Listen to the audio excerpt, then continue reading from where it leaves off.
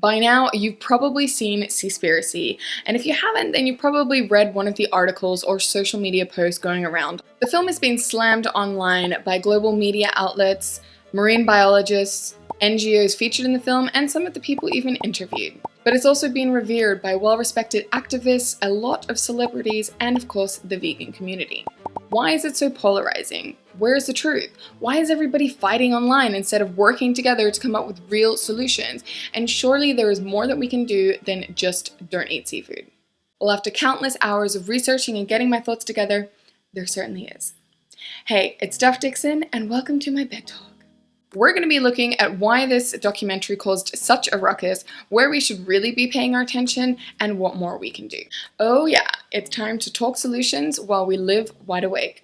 This film has definitely brought out a lot of passion in people. This continual polarization makes me question so much about our culture today and humanity in general, really. My intention for this video is to take a little step back, look at the bigger picture, and focus on actions that we can actually take that are going to make a difference. Hopefully, we can at least all agree that we care about the ocean, the life within it, and ourselves.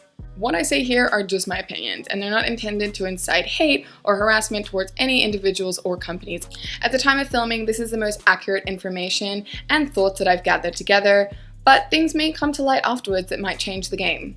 Also, I highly encourage you to do your own research. If you haven't already watched the documentary, there's a couple of spoilers. And just to be clear, I don't work in fishing or have any ties or affiliation with the industry. I have worked in sustainability for the last 6 years in media and events. Seaspiracy is a Netflix original documentary that looks at the environmental impact of the commercial fishing industry, starring and featuring Alita Brizzi. So let's look at what the documentary does well. The biggest benefit of the documentary is that it has brought global attention to an issue that a lot of people were blissfully unaware of. Basically, that the commercial fishing industry is fucked, the global seafood system is super dirty, and really has a transparency problem. We're faced with the harsh truths of modern-day slavery, the shocking bycatch levels, the haunting ghost nests, and harmful government subsidies. George Monbiot, the noted environmentalist and Guardian columnist, who was also a commentator in the film, described it on Twitter as a brilliant expose of the greatest threat to marine life, fishing. And this threat has been neglected by the media and some conservation groups, while also driving wildlife populations and ecosystems around the world to collapse and threatening to deprive local people of their survival and sustenance. Whichever side of the fence you land on with the documentary, it definitely achieves its goal of shaking things up and shining a massive spotlight on how seafood gets on our plates. So kudos to them for igniting thousands of conversations around the world and opening a lot of people's eyes up. Now, the not so good. As I mentioned earlier, Seaspiracy has been slammed around the world, and here's a couple of the reasons why. Firstly, the film is laced with misinformation and cherry-picked facts. NGOs, experts who are quoted in the film, marine biologists, and investigative journalists have said it contains misleading claims, has distorted science studies, used biased sources, and out-of-context interviews. A New York Times review shared the Seaspiracy message tends to get lost in a sea of murky conspiratorial thinking. Secondly, the film positions Asia and Asians as the villains, which in our current climate of rising anti-Asian sentiment and the fight against anti-Asian racism is pretty disappointing, out of touch, and adding to further polarization. Thirdly, the execution is overly dramatized and sensationalized through the use of music, graphic images, dramatic scenes, and commentary. Having said that, it is a Netflix original documentary, which one of the main purposes is to entertain. And I do wonder if it wasn't so dramatic and made such a big noise, would as many people have watched it? Another thing I was pondering is that when the issue is this big and scary, are these kind of tactics and misinformation really even necessary to drill a point home? There are plenty of articles and videos online that share about what the documentary did right and what it did wrong, and I'm going to share a couple in the show notes below that I found helpful. But now let's talk about their main solution. So after an emotional rollercoaster cinematic experience that exposes how deeply rooted and systemic the commercial fishing industry issues are, the film leaves us with one main solution: stop eating marine animals, aka go vegan. Yes, this is important, and let's be real honest here, peeps. If you care about human traffic, slavery, plastic in the ocean, your health, the planet's health, and you have a choice of what you put on your plate 3 times a day, stop eating seafood. And meat, but that's a different video for a different day. Because as the film has demonstrated, and if you do a little bit of your own digging, it is often very murky and quite bloody waters when it comes to sustainable seafood. So until there are global standards implemented and protectionism mechanisms that we can actually trust, and you have a choice, choose better and abstain. These tweets from Sea Shepherd sum it up nicely. And also, let's go beyond individual actions, because it's not the only way to save the oceans. And look at how we can use our collective power to change the industry and put pressure on our governments to treat our oceans better. Because we need systemic change and we need it fast. I'm going to share some ideas, but first, 3 quick things. Firstly, not everybody has a choice. Many communities around the world depend on fishing to survive. 3 billion according to the UN. Not everybody can afford to avoid seafood, but if you watch Seaspiracy and you're watching this video now, chances are that's not you. So firstly, don't use this as your excuse to continue to eat seafood. And secondly, let's remember that industrialized and commercial fishing is the enemy here, not coastal communities who are taking what they need to feed their families. We should respect and learn from the traditional stewards of the land and sea. This was further reiterated by Ali, the director, in a Guardian interview where he said, he did not expect people who were facing poverty, hunger, and malnutrition around the world to reduce or eliminate their fish consumption, and that these were not the people looking on Oceania's website for advice on sustainability. Second, let's maintain some critical thinking. We can't believe everything that we watch, that we see, that we share in a cute little Instagram graphic. We have a world of information at our fingertips that conveniently brings up answers and research. Hello Google, or Ecosia if you've already made the switch so that your searches are planting trees. It really doesn't take very long to fact check something. You can find the original source, see how they're funded, see their affiliations, see if it's a biased opinion or not, and get to the bottom of the truth. And yeah, it requires a little bit of effort and time, but we can't keep spreading misinformation and allowing our goldfish attention spans to win over what is true and real. When I was researching, I found this really interesting post which reminds us to pay attention to our cognitive biases. We have attentional bias, where you pay attention to things that you perceive to be the biggest threat, while simultaneously believing you've considered all sides.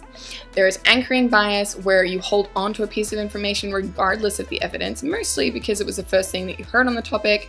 And then there's the bandwagon effect. You believe something because everybody else is talking about it and believes it too. So, in summary, let's not be one of the herd. And come back to critical thinking.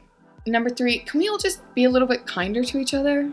I spent a lot of time reading what people were saying online and their reviews of people's reviews, and man, what a toxic place that is. People are mean, verbally violent, and cruel, and just very opinionated. But I'm pretty sure most people have the same deep intention. We care about the oceans and the life within it. This is just a little nudge that we focus more on what unites us instead of tearing each other apart. And also accepting that not everyone is going to have the same opinion as us, and that's okay. Stay true to yourself and continue doing the work both inside and outside. Okay, so now that's all being said, let's dive into solutions. At-home activism or slacktivism. Where is it that we should be spending most of our time? Well, there's actually a lot you can do from your laptop or your home. 2 of the other solutions briefly mentioned at the end of the film are that no catch zones must be established and enforced, and to end fishing subsidies. Scientists agree that to prevent a mass extinction crisis, to support a growing global population, and to address climate change, we need to protect 30% of the planet and our oceans by 2030. But let's flesh this out further. The ocean covers about 70% of Earth's surface and is pretty important in maintaining our climate, absorbing extra carbon dioxide, and heat from global warming, but it is massively underprotected. As of March 2021, only 2.7% is highly protected, meaning it's protected from destructive and extractive activities and used as areas for restoring ocean biodiversity and restoration. But as this Nature paper suggests, a globally coordinated effort would be nearly twice as effective as individual countries doing their thing. And this will allow for biodiversity conservation, food provisioning, and carbon storage. Triple whammy. Let's work together. There are a few good things happening already to make this a reality, and you can play a part too. Off the back of the World Conservation Congress in 2016, the UK government launched the Global Ocean Alliance, which is calling for 30% of the oceans to be in marine protected areas by 2030. but only 41 countries have joined this so far. Next, these guys at Greenpeace, the Oxford University, and the University of York created one of the largest studies of its kind, 30 by 30, a blueprint for ocean protection, which maps out how to protect over a third of the world's ocean by 2030, a target scientists say is critical for us to safeguard wildlife and to help mitigate the impacts of climate change. The National Geographic Society, along with a coalition of over 100 conservation organizations around the world, launched the Campaign for Nature, calling on policymakers to commit a science-driven, ambitious New Deal for nature. Now, I really like this one because they have 3 clear asks.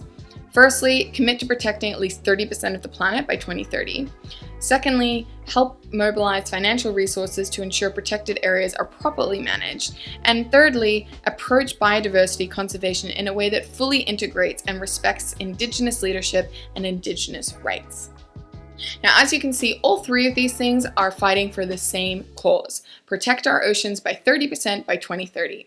30 by 30. And this is where we come in. We tend to forget that our elected officials actually work for us. We pay taxes, which pay for their salaries, and they are elected to represent us, the people. If enough of us contact them about the same issue, then they have to take it seriously because they are representing us and they have to bring it up. So you can put pressure on the government or your local government representative by sending them an email, a message, or tagging them online saying that you want them to join the Global Ocean Alliance and the Campaign for Nature, and you can attach the Greenpeace 30 by 30 report so they know what you're talking about. What we want to do is tell them to support these initiatives at the Convention on Biological Diversity at this year's COP15 happening in October in Kunming, China. A second action is to get other people in your constituency or your community to do the same. There are power in numbers. A third action is actually setting up a recurring email to send to your local member of parliament or the bigger government until you hear a reply from them. And there is a lot of very simple, easy to use apps that you can plug in to set this up and do it for you. And if you found it easy, then set it up for your parents or some other people in your community as well. Again, power in numbers. Number 2, get your company involved. More than just emailing your governments, there is an entire resource section for businesses for nature. So why not get a couple of your colleagues together and lobby and influence your company to join the Campaign for Nature as well. You could also work with your company to implement a food policy where only vegetarian and vegan cuisines are allowed for all company events and client entertaining. In 2018, WeWork made headlines when it banned all meat from their organized events and company expenses. Your company can lead the way by banning seafood. Thirdly, sign petitions. Yes, this can be seen as a form of slacktivism. You know, those small acts that don't really require much commitment, that are more about making us feel good than real activism. Online petitions can actually lead to some long-term change. For example, they can send a signal to a public opinion maker. They can tell the media there's enough public attention to do a media story. They can build a list or create a community of people who are passionate about this issue. And they can spur additional action and raise funds. Here are a couple that you can sign on the topic. There's the 30 by 30 Campaign for Nature petition, as mentioned above. The documentary filmmakers started a petition on change.org to increase no-catch marine reserves in at least 30% of UK waters, and managed to get 100,000 signatures within the first few days, and at the time of recording there were just under 300,000. Greenpeace has a lot of petitions you can sign as well. Number 4, support cell-based solutions and the future of food. You may recognize or remember this guy. Well, in December 1931, he boldly predicted, "We shall escape the absurdity of growing a whole chicken in order to eat a breast or a wing, by growing these parts separately under a suitable medium. The new foods will be practically indistinguishable from the natural products." Technology is moving at a rapid rate around the world, with creative minds working on innovative solutions to provide us with no-kill seafood and meat. Eventually, these will not only have a lower carbon footprint, but will also be healthier for us. Think no microplastics, bad chemicals, or pathogens. But they'll also be sustainably produced without killing animals. Some examples include, and of course, the growth and progression of plant-based options is massively growing in popularity and incredible taste, including things like. So if you have the choice and the ability to support these companies, then do it. You can also hop onto the fast-growing vegan social media platform A Billion and actually nudge some of your favorite restaurants to have some of these options available. Or there's another one called We Don't Have Time, where you can actually influence businessmen, politicians, and world leaders. They even had a response from Mark Zuckerberg at Facebook. Number 5, let's think bigger and advocate for technology with simple solutions. A friend, Alessandra, runs Top Tier Impact, a global members-only ecosystem of investors, entrepreneurs, and professionals who are focused on solving the critical issues of our time. She pointed out there are solutions available to some of the issues that were presented in the film, and they are a mix of policy and technology. Here are 2 examples that she shared. One of the issues that's raised in the film is that it's actually quite difficult to monitor what happens on board of these industrial fishing vessels, or bycatch, or the catch being dolphin safe, etc. Instead, 24/7 video footage could be mandated on the vessels, which could be tracked on the blockchain so that anyone, anytime, anywhere can actually see what's going on. Another big issue raised was discarded fishing nets, often referred to as ghost nets, which in the Great Pacific Garbage Patch accounts for 46% of the plastic pollution. These are very dangerous and literally designed to kill and continue to kill wildlife. Instead, mandatory cheap sensors could be added to fishing nets, which could also be tracked on the blockchain, again, so that anyone anywhere can see where the ghost nets are and if they're doing any harm. These are just a couple examples, and blockchain enabling monitoring is optional, of course, but it is a good solution when dealing with human failure to protect the commons. So there you have it, 5 other ways that you can help to fight for our oceans. You're welcome. A parting thought from environmentalist George Monbiot.